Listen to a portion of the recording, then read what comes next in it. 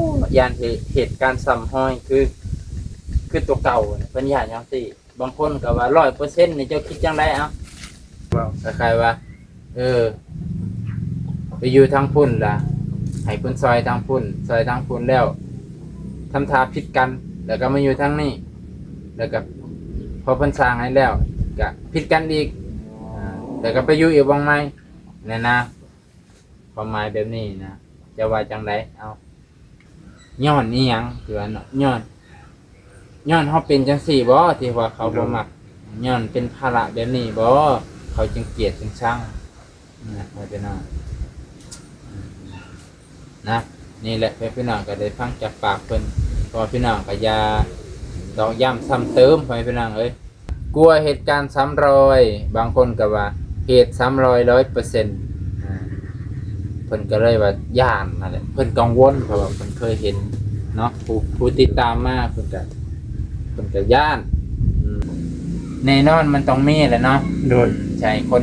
มักคนชอบเบิดก็คือสิเป็นไปยากแม่ก็มีคนสร้าง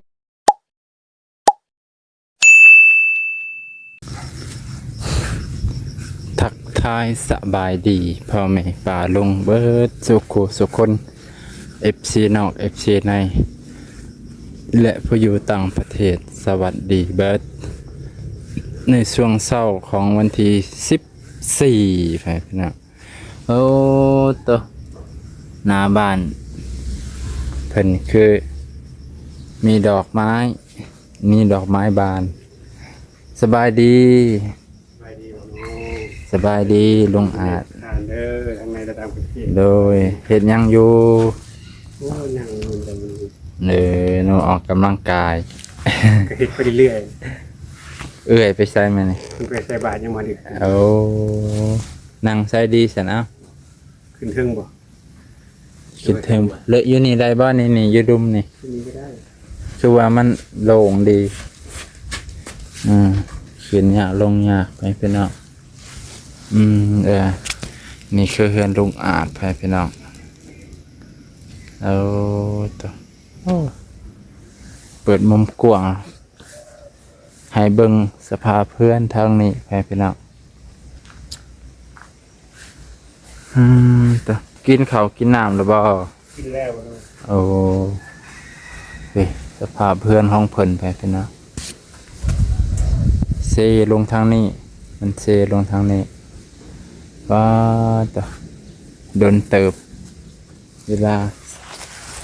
เป็นอยู่บนนี้โดนแล้วมันก็ผุพังเบิดไปปลายปีอะไรบ่รู้ปลายปีไปเป็นยังไงคือนั่งนี่ปลายปีโอ้ยังเอียงเนาะเอียงมาทางนี้เด้อได้นะมันลายเสาคือเราบ่รู้เนาะกระถางมันก็6เสานี่ก็ไปถึงเลยนี่ซื้อนี่มาให้เสื้อกับ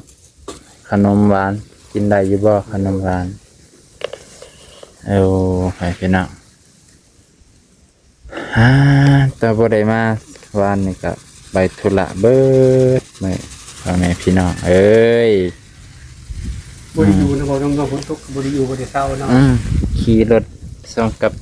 อันนั้นแหละแต่ว่าต่อไปเฮาก็สิเก็บแอวกันละขี่รถหลายสิห้อยให้เดี๋ยวน้องหอยได้นี่ได้ปะได้เนาะ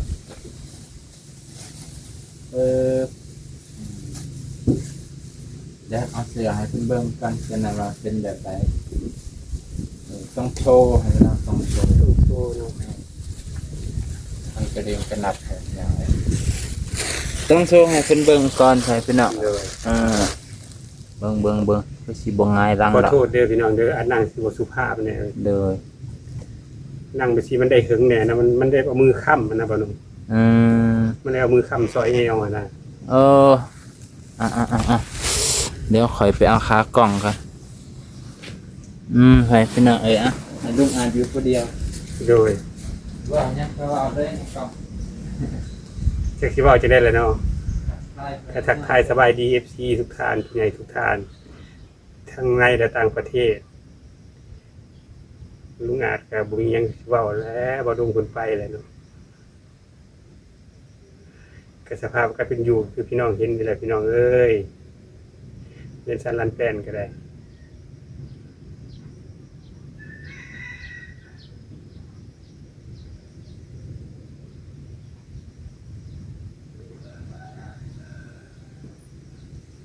ผู้หาก็มาใส่เอื้อยอยู่คือเทว่าไปเสือเบื้องต้นเลย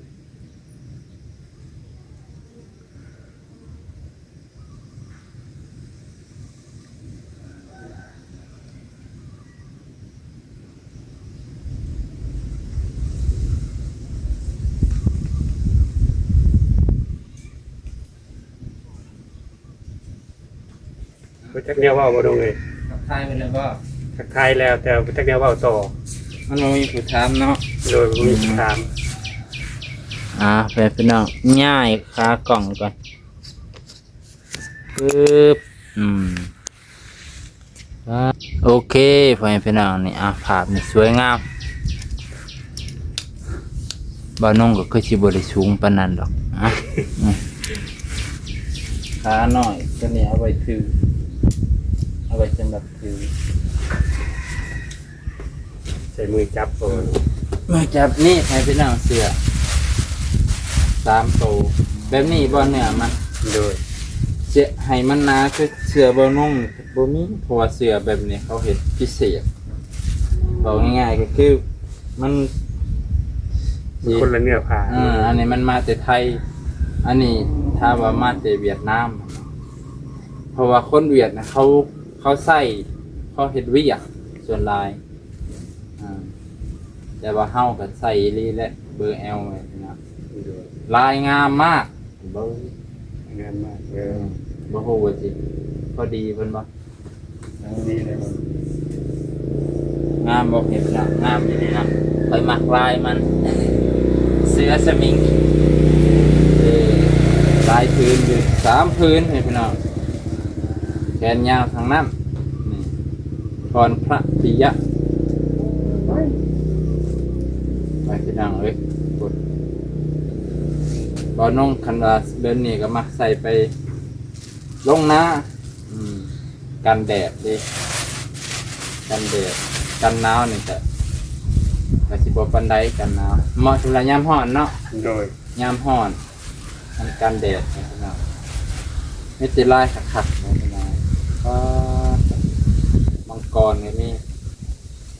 มังกรของจีนพญานาคบ้านเฮาเนาะ องค์กรกับพญานาคคนละอย่างโว้ย จังว่าอันนี้ก็บ่คือกันมังกร ใจเดียวบ่ลงเด้อเรียนบ่ขาดเลย อันนี้ของแม่คำแสนนั่นแหละ โดย ของแม่คำแสนแล้วเพิ่นให้ซื้อตั้งแต่มื้อก่อนแล้วเฮาก็บ่ได้ไปเมื่อวานนี้ก็ไปธุระก็เลยบ่ได้ซื้อว่าสิซื้ออยู่แกงกอกแต่ว่ากลับมามันก็ค่ำก็บ่ได้ค่ำดอกเฮาไปธุระเนี่ยนะไปหาบ่าวน้อยบ้านนาให้เพิ่นตั้งเพจให้ค่ำก็เลยบ่ได้ซื้อก็เลยมาซื้อตอนเช้ามื้อนี้เอ้าพอดีได้มาถ่ายเพิ่น ขอบใจเด้อแม่คำแสนที่ซื้อเสื้อมาให้น้อง โดย ก็ขอมุกขอบใจด้วยหลาย โดย ๆให้แม่เรื่องนี้มันควรยืนจากโลกไปให้ โดย ทำมาค้าขายยังก็คอยเจริญรุ่งเรือง โดยถือว่าเขามาเข้าใจเพิ่นคอยก็ซื้อคือกันได้จะนั้นว่าบ่ได้ซื้อเพราะว่าเสื้อคอยเสื้อแขนยาวน่ะมันมีแต่ตัวดำแจ็คเก็ตอันเดียวใส่แต่อันเดียวบัดซักแล้วบัดบ่มีตัวเปลี่ยนก็เลยอันตัวนี้ที่ได้ซื้อเนื้อแบบนี้เพราะว่ายังงามอยู่เพราะว่าขี้ฝุ่นมันก็บ่ค่อยจับมันเป็นผ้านี่เนาะ เป็นความละเอียด แม่นเป็นผ้านี่ถ้าเป็นผ้าแบบเนื้อแบบนี้ขี้ดินถือขี้ฝุ่นถือมันสิจับเลยมันเข้าเป็นอย่างนั้นเลยอันนี้มันเป็นเสื้อแบบกันขี้ฝุ่นนะว่าซั่นเถอะบ่น้องสมัครใส่ง่ายเบาอันนี้ตัวที่3แล้วนี่ที่ว่าเป็นเสื้อแขนยาวแบบนี้เอาเดินทางไกลแน่มันเถื่อมัน เราลงไปฮอดซิโนผม เมื่อวานนี้ไปฮอดสวรรค์พุ่นเลาะแถวสวรรค์ไปเวียกว่าสิซื้อเก้าอี้มานำเมื่อวานนี่ก็ ผิดมาฮอดเกียงกอกคือสิมีมันผัดคำเลยเด้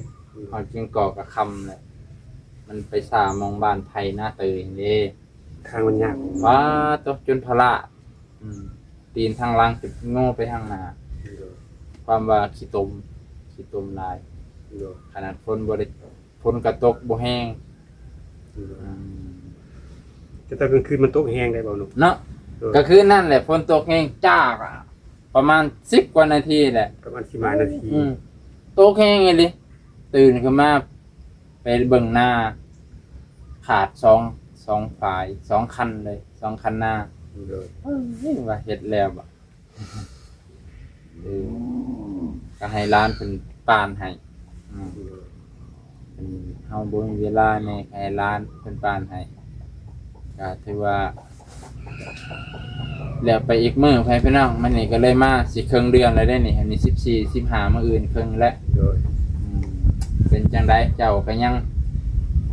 จิตใจยังสดชื่นบ่เบิกบานบ่ ตั้งแต่ว่านุ่งเข้ามานี่ก็มีความรู้สึกดีห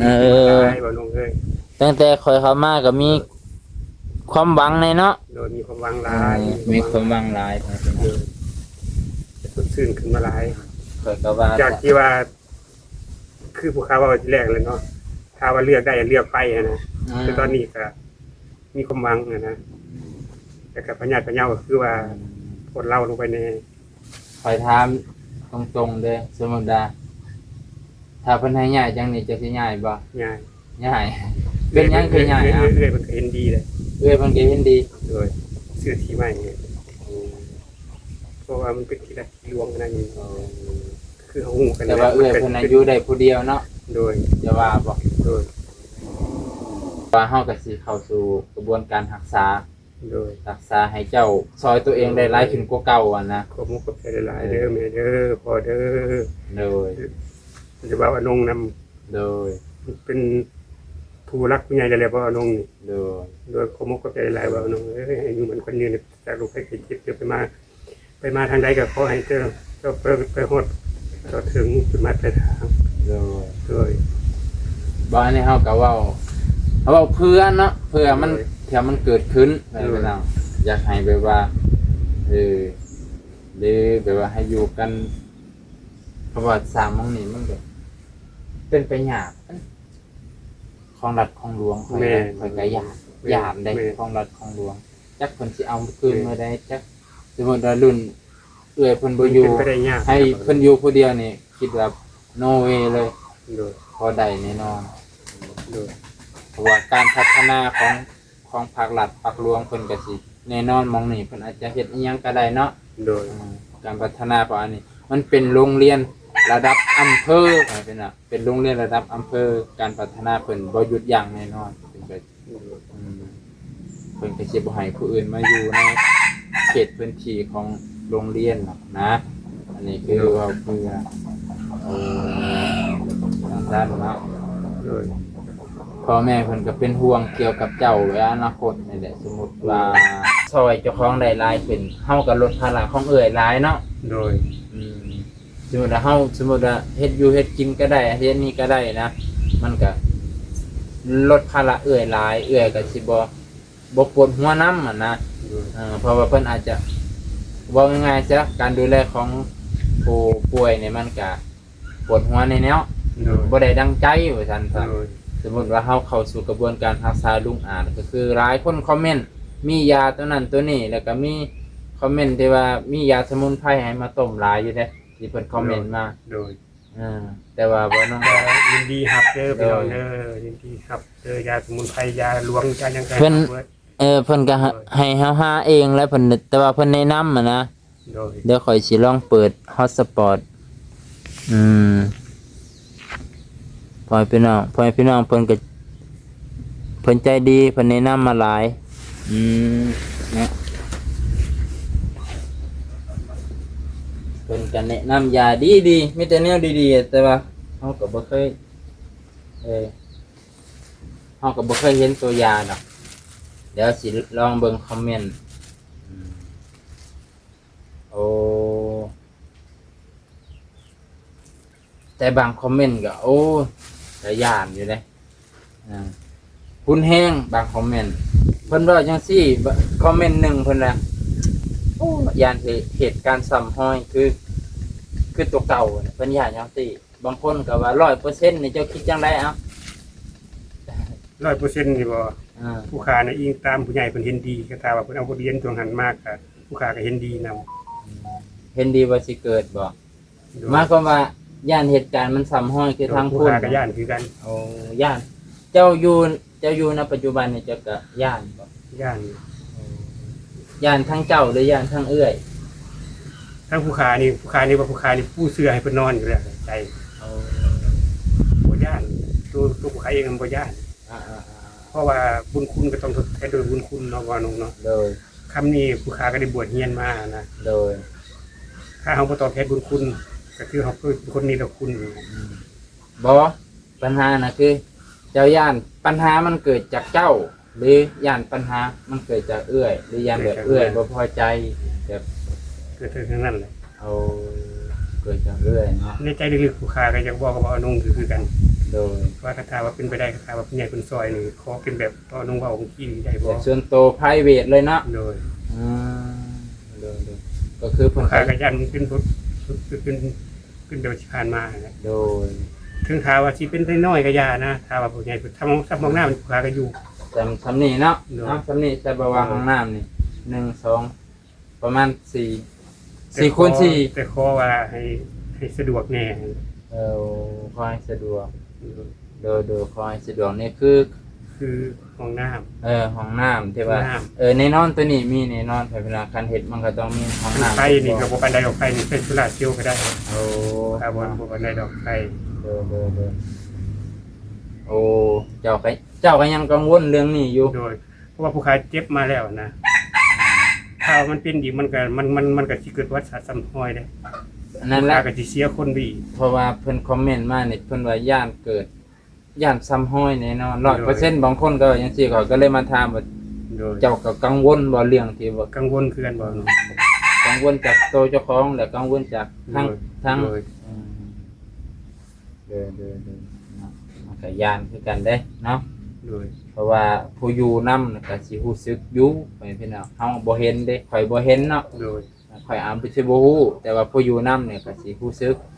อืมพี่น้อง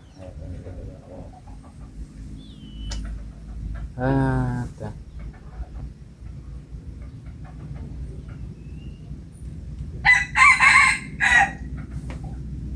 โอเคพี่น้องแล้วยังก็ไปพี่น้องคันว่าเลยเนาะแต่ว่าเอื้อยเพิ่นก็เว้าได้เพิ่นว่าคันถามว่าผู้ใหญ่เพิ่น อ่า เพิ่นเห็นดีชื่อที่ใหม่เพิ่นแข็งยินดีนะ โอ้ เพิ่นก็เว้า แฮงคล้ายๆว่าเอื้อยเพิ่นก็ยินดี โดย เพิ่นพร้อมให้ลุงอาจไปอยู่ โดย ต่อไปพี่น้อง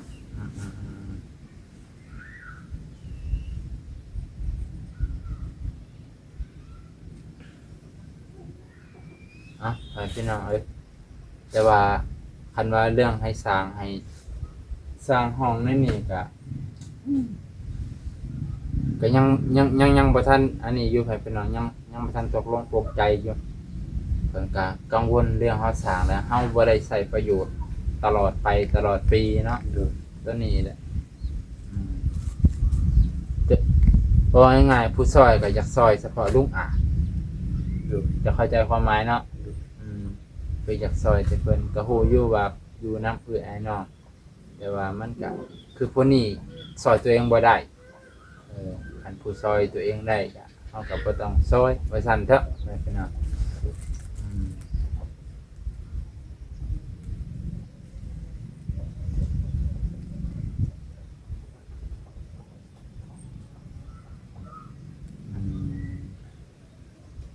มันก็บ่เสมอไปเด้อพี่น้องเพราะว่าคอมเมนต์นี่แห้งเลยลูกอ่านสิฟังอยู่บ่ ฟังรับเทเบิร์ดผู้ค้ารับเทเบิร์ด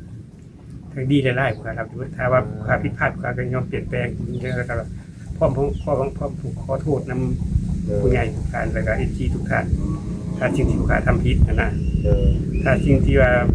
ผ ผู้ค้าทำผิดว่ายอมขอโทษ เพิ่นเว้าคล้ายๆว่าคอมเมนต์ตัวนี้รู้สึกว่าเห็นหลายเทื่อเลยเพิ่นอยากก็บ่ฮู้ว่าเพิ่นก็อาจจะเจตนาดีก็บ่ฮู้แต่ว่าเพิ่นเว้าคล้ายๆว่าลุงอาจนี่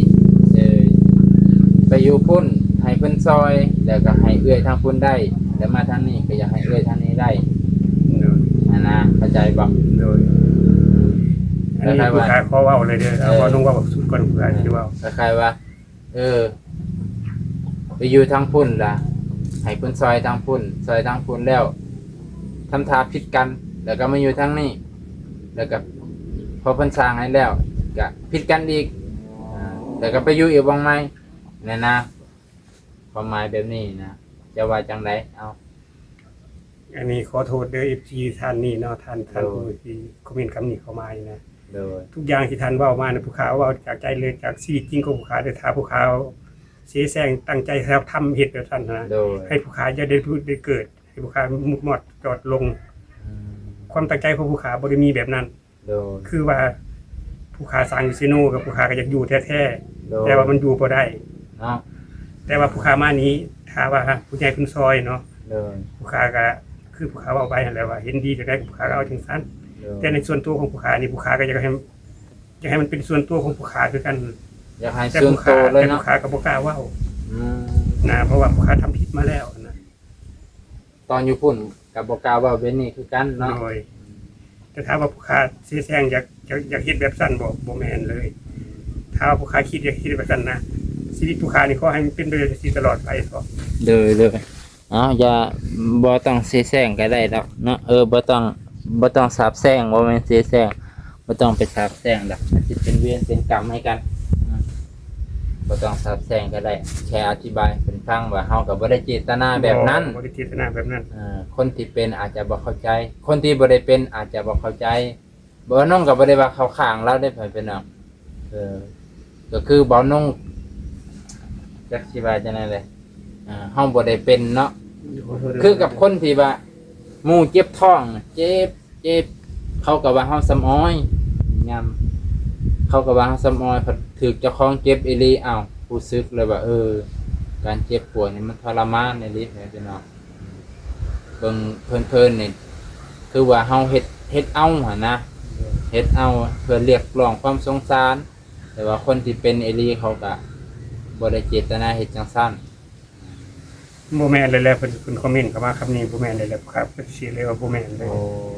บ่ได้มีในความคิดของผู้ค้าเลยว่าซั่น อันว่าอยากสร้างผลประโยชน์ให้เอ้ยคือคนนั้นเลยที่มาสร้างผลประโยชน์ให้เอ้ยคนนี้บ่มี เนาะ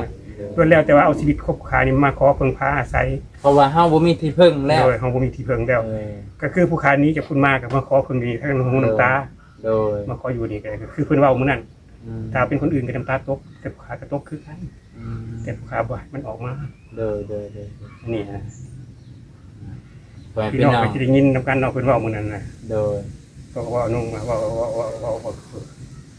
เพราะว่าพี่น้องเพิ่นบ่มายามเหมือนกันซี่นะ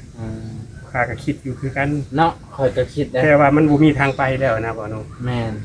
คือว่าจังซั่นบ่น้องก็คิดว่าป้าอ้ายเอ้ยน้องเพิ่นบ่มานี่ก็ย้อนกูบ่ขนาดนั้นเลยบ่กูนี่คือ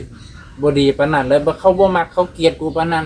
คิดนี่คันเป็นบ่น้องก็น้ำตาสิตกคือกันถึงขนาดนั้นเลยบ่ว่าเนาะเฮาก็คิดได้เด้ข่อยก็คิดได้มื้อนั้นว่าคันเป็นลุงอ่านก็สิป้าน้ำตาตกในอยู่แล้วพี่น้องย้อนอีหยังคือว่าเนาะย้อนเฮาเป็นจังซี่บ่ที่ว่าเขาบ่มักย้อนเป็นภาระแบบนี้บ่เขาจึงเกลียดจึงชังนะพี่น้องนะนี่แหละพี่น้องก็ได้ฟังจากปากเพิ่นพอพี่น้องก็อย่าตอกย้ำซ้ำเติมไปพี่น้องเอ้ยจะได้ให้กำลังใจคนที่เขาเป็นเขาก็บ่ได้คิดแบบนั้นอีหลีพี่น้องนะเขาก็บ่ได้คิดแบบนั้นเนาะเอาบัดนี้เข้าสู่อันนี้พี่น้องนี่เพิ่นน่ะมียาตัวหนึ่งเพิ่นน่ะโอ้โรคนี้ถ้ายาปฏิชีวนะรักษาไม่หายขาดแต่ทำให้ทุเราและพออยู่ได้อันตัวนี้แมนอยู่ เนาะแมนอยู่ตัวนี้เพราะใครว่ามันถือเรามันบ่สันแห้งเนาะ โดย สิมียาตัวนี้สบายดีบ่น้องยาที่ใช้รักษาโรคตาอาดคือยารีโวโดปารีโวโดปาซึ่งตาอาดป่วยเป็นโรคพาร์กินสันเกิดจากการเสื่อมของเซลล์ประสาทบริเวณก้านสมองเสื่อมโดปามีนอาการคือเฮ็ดให้ห่างกายสั้นตลอดเวลายาที่ต้องกินคือยากินเพื่อรักษาโรคพาร์กินสันเท่านั้นยารีโวโดปาเป็นยาที่กินเพื่อยับยั้งอาการสั้นของร่างกายเซลล์ประสาทกล้ามสมองเสื่อม โดย แม่นบ่ยาประเภทนี้เนาะ โดย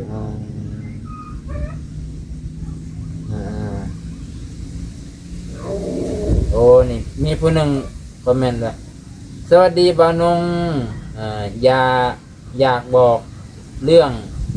ยาลุงอาจบ่าวนงหูจักต้นหางแดงไหมแถวลาวมีไหมหางแดงเอาแก้มหางแดงมาต้มและมีมะตูม แก่นเนาะแก่นนะ แกนเนาะเอาแกนต้นหางแดงเป็นจังได จังเลย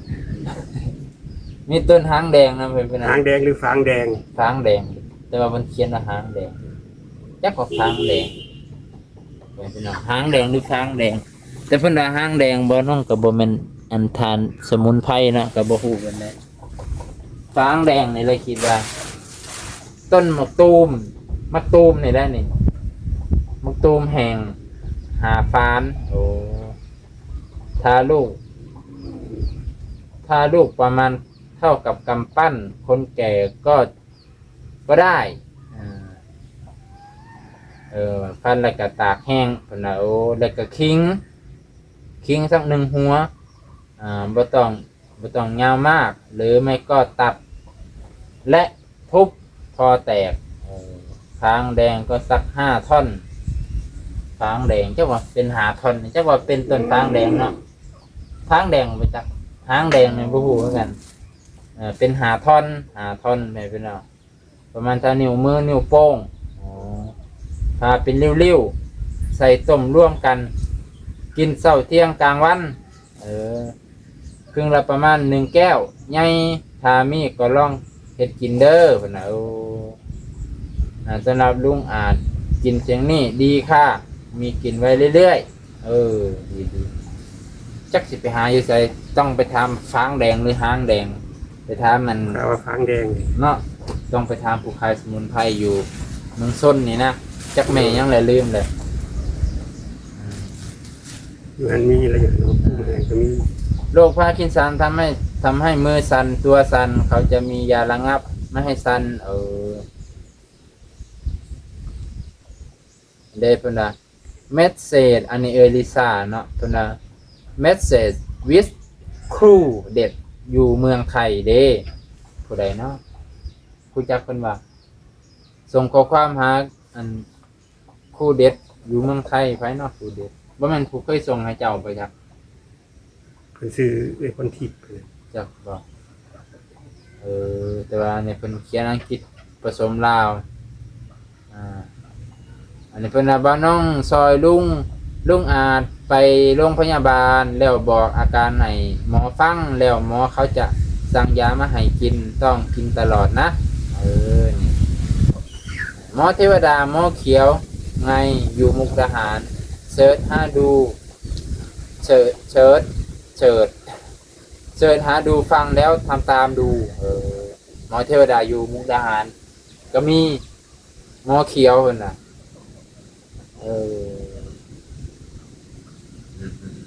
เข้าใจบ่าวอาจไปซอยสร้างทำงานนักของนักหรือเปล่าถือปวดหลังแม่นบ่ ตอนผู้หาไปเฮ็ดเงิน บ่ เป็นถามมันนะ ตอนจะเฟเทียนจะได้ยกของหนักอีกบ่ ไปยกไม้ลงยัง ยันเรายกปูนผู้เดียวหลังแอนอยู่ได้แฟนน้องมันมาส่งผลกระทบตอนหาอยู่ลายดิ ก็มีส่วนอยู่แต่ว่าก็สิพาเพิ่นไปกวดแหละอันนี้ผู้หนึ่งอยู่ต่างประเทศบ่าวน้องซอยแนะนำการส่งของซอยเหลือผ่านบ่าวน้องส่งแบบใดแนะนำด้วยนะสิส่งเครื่องโอ้ส่งยากอยู่บ่าวน้องนี่คันแบบส่งเป็นพัสดุนี่ยังบ่เคยบ่าวน้องยังบ่เคยแบบว่าส่งขามมาเลยนะก็จักมันสิตกอยู่ไสจักมันสิลงอยู่ไส ก็ลงอยู่เมืองสุดนี่แหละกันบ่น้องเอาที่ บอกไปว่า ถ้าเขาส่งพัสดุมาจากต่างประเทศแล้วมันสิลงเมืองส้นแล้วมันสิลงไปชนีย์แบบไปชนีย์เมืองส้นก็มีนะ บ่แล้วมาอันนั้นเด้เอิ้นว่า อันนี้สิ อันนั้นซิด บอกอันมานี่คือสิบ่แม่นไทยดอกตามเบิ่งคือสิต่างประเทศ ต่างประเทศมันก็มาได้ บอกต่างประเทศก็มาได้นะก็มันนั่นคนส่งอยู่แถวเฮานี่เห็นแต่ว่ามาจากไทยอย่างเดียวครับเพราะว่ายังคนไทยเขาสร้างมาแล้วก็มาส่งได้ไปพี่น้องมันมีที่อยู่ห้องหับอยู่แต่ว่าส่งจากต่างประเทศเนี่ยย่านมันส่งแบบที่อยู่แบบที่ว่าเป็นราชการก็คือไปรษณีย์นะ ก็นุ่งก็เข้าไปถามมึงในเมืองว่าซิดตรงนี้ นี่ตัวนี้นี่เขาแม่นว่าควรจำกัดอาหารการกินเช่นบุคคลกินหน่อไม้สัตว์ปีกสัตว์ทะเลอาหารหมักดองและแอลกอฮอล์ แอลกอฮอล์นี่ปราศจากอยู่แล้ว แอลกอฮอล์เนี่ยบ่กินแต่ว่าหน่อไม้เนี่ยก็ เรียกว่า เออ ปกติเสียเนี่ย สัตว์ปีกเนี่ยก็ห่วยสัตว์ทะเลกับสิกินแต่ปลาได้ซั่นเนาะ ปลาทูอะไรบ้าง ปลาทูเนี่ยอาหารทะเลของหมักดองได้ใส่เจ้าก็กิน สุมผักสุมยังเลยเนาะกินอยู่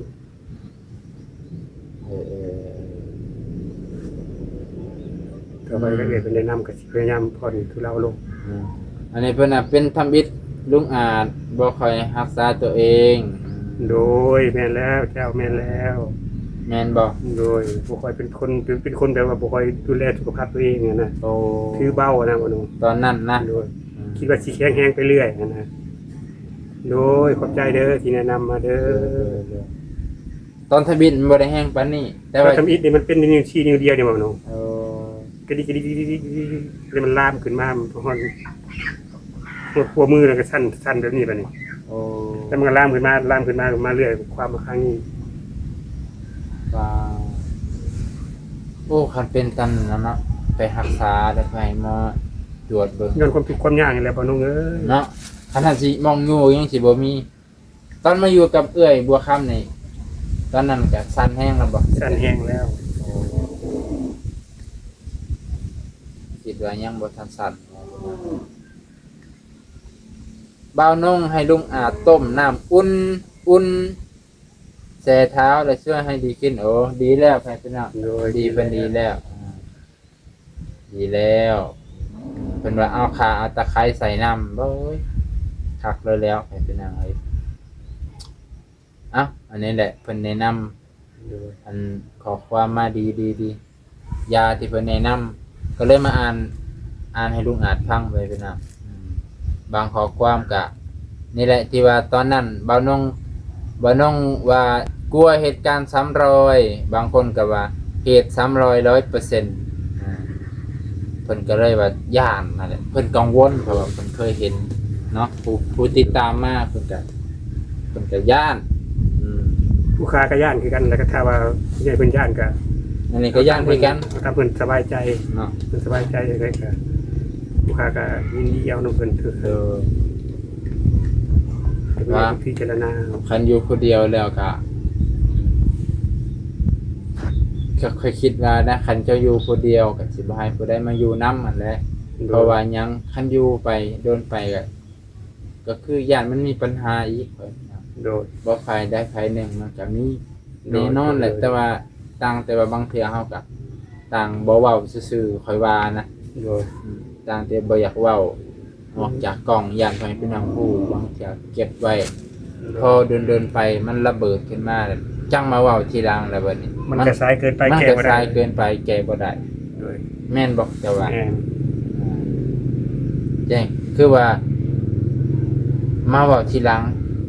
ผิดกันแล้วจังมาเว้าก็สิว่าย้อนนี้ว่าแล้วบัดนี้ปัจจุบันบางคนก็ว่ากูว่าแล้วนะผิดกันอีกแล้วย้อนแยกแยงมรดกญาติแยงมรดกแต่จริงมันก็บ่แม่นไปเป็นเอาบางเทื่อเฮาก็มันฮู้ตั้งแต่ต้นอยู่แล้วแต่ว่าเฮาก็คือน่ะมันตัดกันบ่ได้เนาะ ตัดกันบ่ได้มีแต่ให้ผู้ใหญ่เพิ่นจะตัดให้วางซี่แหละให้ผู้ใหญ่เพิ่นจะตัดให้แม่นมันตัดกันบ่ได้ทั้งที่เฮาอยู่นํกันแล้วบัดนี้เฮาสิว่าข้อยสิไปอยู่ผู้เดียวมันก็เว้าบ่ได้เนาะโดยว่าผู้หลักผู้ใหญ่เพิ่นก็บ่ได้บ่งบ่ได้บ่งคือบ่ได้เจาะจงว่าอยากให้จังซั่นจังซั่นคันจงเจาะจงไปนั่นทางนี้ก็สิสบายใจทางนั้นก็สิได้รับรู้ว่าเพิ่นอยากให้แต่ผู้นี้เนาะคันอยู่พุ่นคันเจาะจงไปนี่ก็สิว่าโอเคบ่แต่ว่าตอนนั้นเจ้าก็ซอยตัวเองยังบ่ได้บ่ก็ได้นี่เนาะก็ได้จนได้ไปเฮ็ดเฮือนแต่ว่ามันแบบคือผู้ค้าว่าให้บ่น้องฟังกันเฮาไปอยู่นำเพิ่นแล้วเฮาไปอยู่นำเพิ่นแล้วเฮาสิถ่ายคลิปเฮาก็เอาเงินเพิ่นถ่ายไปพี่น้องนี่แหละได้ฟังจากปากลุงอาจแล้วไปพี่น้องบ่น้องก็สบายใจขอโทษเด้อ FC ผู้ที่ว่าเมื่อกี้เด้อบ่ได้ต้องที่ท่านเด้อโดยบ่ได้ติคือว่าท่านว่ามากับท่านก็มีเหตุผลของท่านเนาะขอโทษขออภัยถ้าผู้ค้าลงเกินก็ได้โดยเพิ่นก็มีเหตุผลของเพิ่นเฮาก็อธิบายแต่ว่าที่ท่านคอมเมนต์มามันผิดแล้วผิดกับความคิดของผู้ค้าแล้วผู้ค้าเอาชีวิตที่เหลือรับประกันเลยว่าผู้ค้าบ่ได้เจตนาแบบนั้นจักหน่อยเลยล้วนแล้วแต่ว่าขอพึ่งพาอาศัยพี่น้องเพิ่นก็เพราะว่าเฮาทุกข์แท้เฮาจนแท้นะเฮาซอยตัวเองบ่ได้ดีก็ถ้าว่าจะฮู้ว่าผู้ค้าเป็นจังไดก็ให้ถามบ่อนงอีกครั้งนึงเพิ่นผู้มาเห็นกับหูกับตาเพิ่นว่าเสแสร้งบ่หรือว่าจังได๋นะโดยขอโทษคอมเมนต์แห้งโพดให้พี่น้องบ่น้องก็คล้ายๆว่าคิดในใจตามที่เห็นบ่น้องเห็นคอมเมนต์ก็คือว่าเห็นเพิ่นเฮ็ดจังซี่เนี่ยคือว่าลุงอาจเฮ็ดเอาเขาคิดว่าจังซี่เลยได้คือว่าลุงอาจเฮ็ดเอาบ่แม่นเฮ็ดให้เขาดีต้นจังซี่นะเขาคิดว่าจังซี่ตามเบิ่งเพราะว่าเพิ่นก็บ่น้องก็เห็นแบบนี้แหละพี่น้องก็เห็นเพิ่นเป็นแบบนี้พี่น้องสิว่าเพิ่นเฮ็ดเอาก็จักสิว่าจังได๋นี่แหละบ่เป็นหยังดอกโรงงานเด้อจังได๋กันโดยให้มันผ่านพ้นไปหลายคอมเมนต์หลายคนเว้ามันก็ต่างคนต่างความคิดกับมันแน่นอนมันต้องมีแหละเนาะโดยใช่คนมักคนชอบเบิดก็คือสิเป็นไปยากก็มีคนสร้างคนชอบที่ธรรมดาก็คือบ่น้องแหละมันก็มีผู้ใดสิมักเบิดในผู้ติดตามและผู้รับชมก็มีผู้มักผู้บ่มักมันเป็นสัจธรรมของโลกพี่น้องจังได๋ก็เฮาก็สู้ๆไปพี่น้องนะเอามื้อนี้จบเพียงเท่านี้ก่อนไปพี่น้องครับขอบใจที่รับชมและให้กำลังใจลุงอาจเบานงเช่นเก่าเช่นเคยเด้อมื้อหน้าจังว่ากันใหม่สิมาหาเพิ่นอีกเทื่อนึงนะโอเค